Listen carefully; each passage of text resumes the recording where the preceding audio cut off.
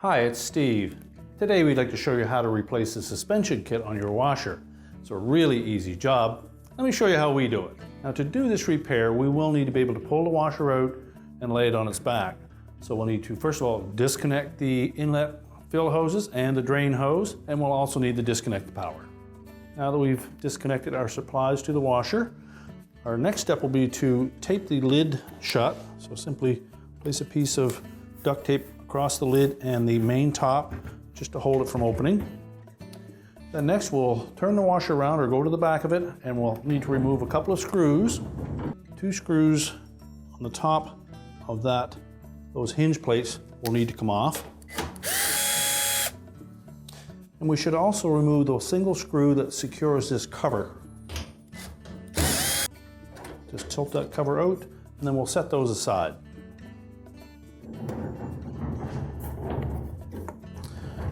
Now next we'll lift the whole main top up, and we'll need to support that. So to lift that main top up, we're simply going to grasp either side of it and pull it towards us just a little bit until you can lift it up.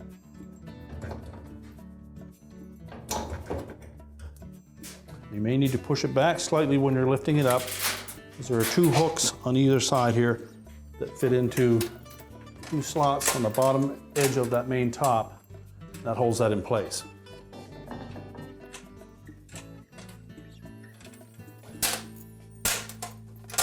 Now we'll need some method to secure that top so that it doesn't fall forward on us.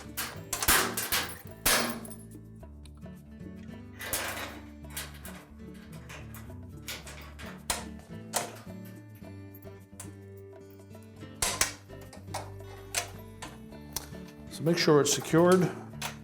Now with the main top secured, we're next going to lift the suspension rods up out of their holders and release the top cup on them. Now there'll be typically a couple of these suspensions that will have a spring attached to the outer tub to it. So we need to make sure that we disconnect those as well. So just reach down in, grasp the suspension rod, lift up on the tub. We can rotate that cup around and disconnect it. Drop that rod down through the hole. At this point, we'll pull the old spring off of that end of it. And for the rear rods, we're then just going to hang those on that back cross piece. Pop the cups out of the frame, and we can discard both of those. So again, we're just going to reach down in, grab that suspension rod, lift it up, pivot the ball off the top, drop it down through the socket, and remove the old socket assembly from the frame. And we'll just discard those. Now again on the rear one, we're just going to lift that up.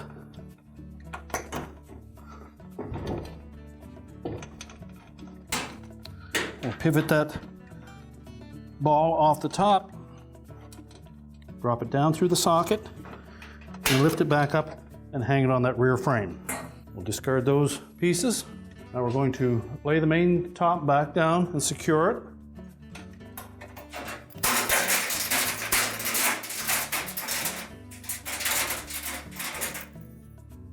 Turn the washer around and just secure one of those hinges.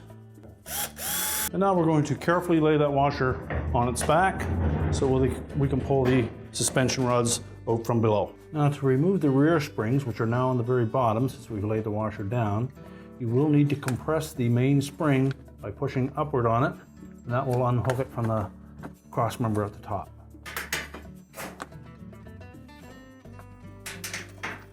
Once you have it unhooked, I'm simply just going to pull it out through the opening in the outer tub.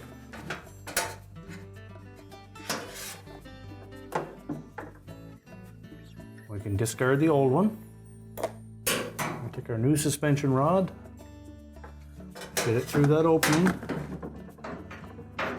line it up, and we're going to compress the spring again and make sure it hooks on that cross member across the top. So we'll do that for both rear springs, or bottom springs in this case, and then we'll go to the front ones. Just take our new suspension rod, push it up through the opening,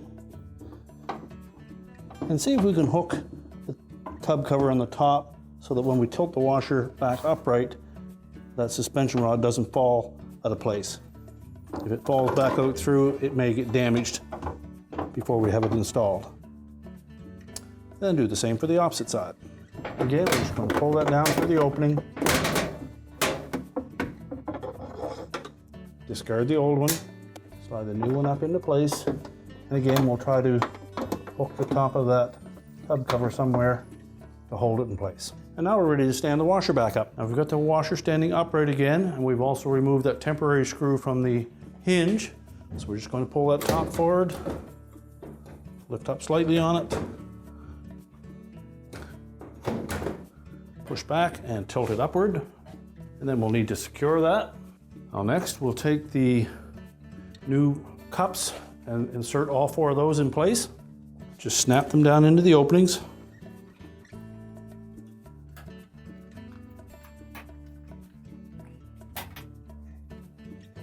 Now we'll take the suspension balls and we're going to snap those onto the suspension rods. We'll start with the front. Now if we've removed the spring from a particular suspension rod, we'll need to loop that over that rod before we push it up through that opening. Now in this model, the front right suspension rod uses that tub centering spring, so we'll need to hook that over the suspension rod first.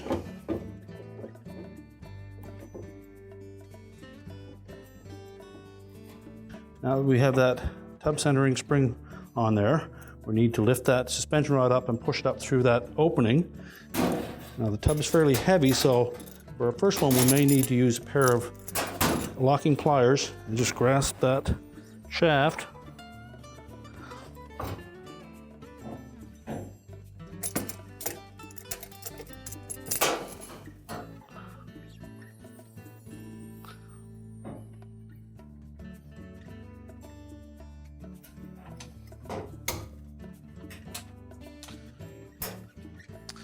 Then we're going to lift that complete tub and suspension rod, push the rod up through that cup, then we'll take the new cup, pivot it onto the shaft, turn it to lock it into place, then drop it down into the cup. And then release those locking pliers.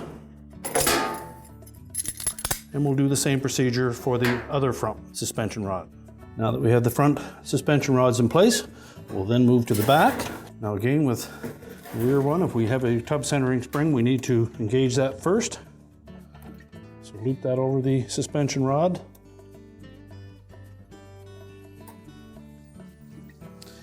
And we'll push that rod up through the opening.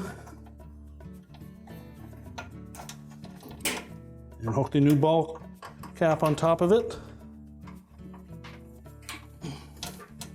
Rotate it around so that the hook on that suspension rod fits into the proper spot.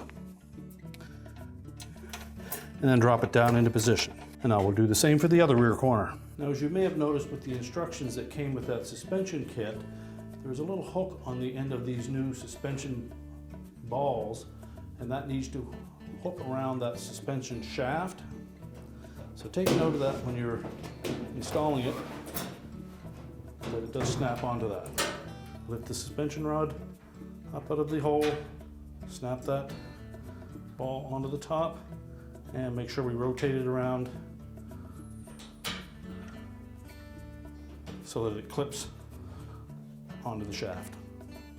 And then drop it down into the cup. And the hook on that rod should be 90 degrees from the slotted opening, either right or left, it doesn't matter. So once you've done all 4 of them, just verify that they're all snapped in properly, and if not, you'll need to lift them up and reconfigure that properly.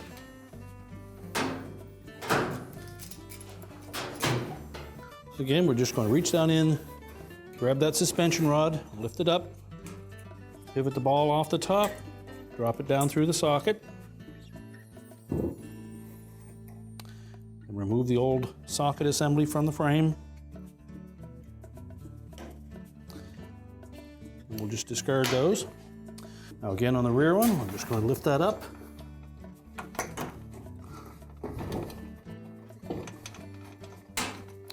We'll pivot that ball off the top, drop it down through the socket, and lift it back up and hang it on that rear frame.